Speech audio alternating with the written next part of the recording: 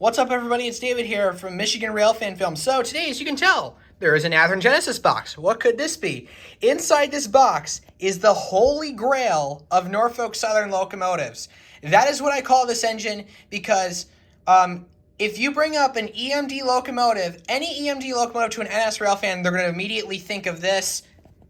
Yes, it is Athearn Genesis's Norfolk Southern SD80MAC. This is number 7205. Let's stop talking about the box. Let's actually get a look at this thing.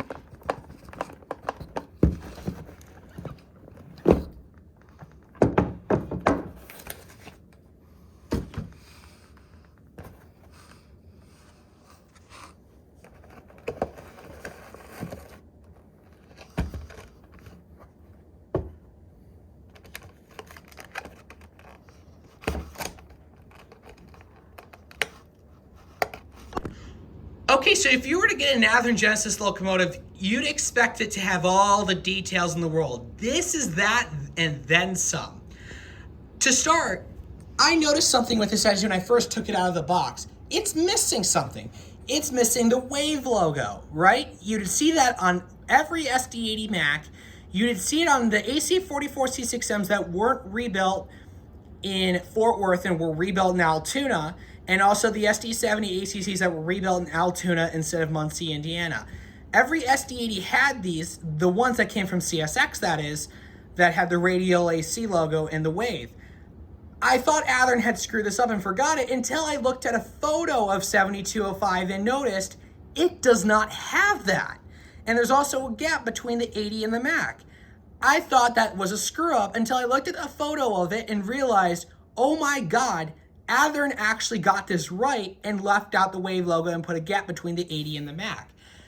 That is beyond detailing. That's at this point just, I don't know how to word it. It's nuts.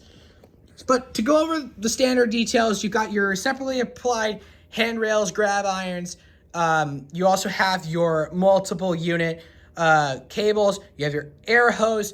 You have the blacked out marker lights because the marker lights in this engine are not in use.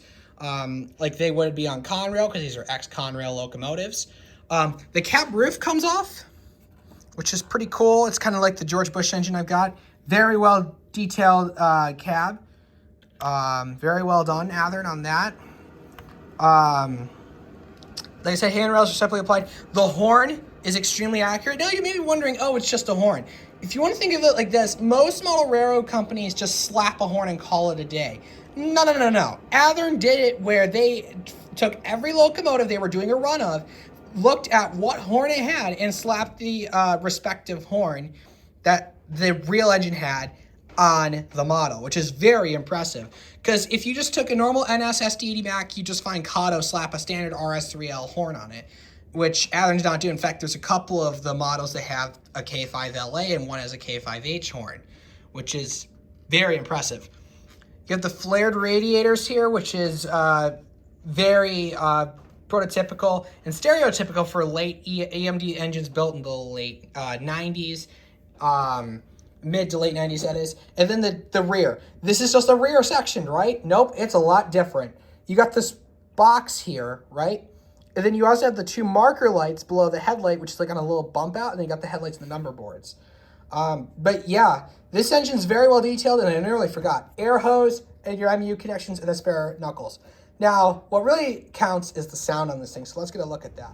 Okay, so let's do the sound demonstration here. I have it on a very appropriate train that I would be pulling. It's on a coal train, and we'll give it track power. Start this puppy up.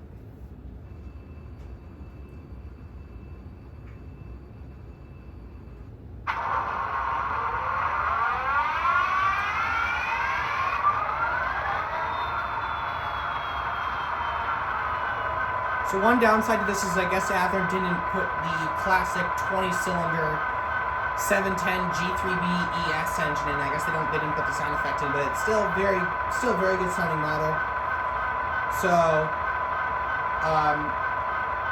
the engine has a lot of good details with it. We're gonna first start with lighting. So we got the headlight, got the ditch lights. We'll start with that. So that one is the bell. 2 is the horn. Notice how the dish lights flash. 3 is short horn.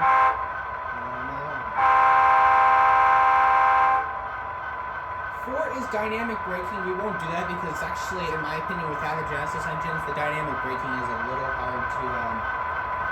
It is a little different because you have to like move the train a couple times to shut it down. Like I said, 5 is ditch lights. 6, I'm trying to figure out what that is. I looked at the manual. I'm still trying to figure out. This is just the basic ones. And 8 is mute. So I'd say let's turn this puppy around. Let's see how she does.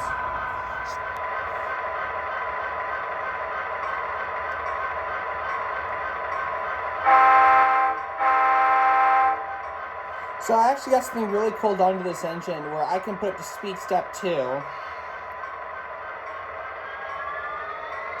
And it will not move, so it's like loading up kind of.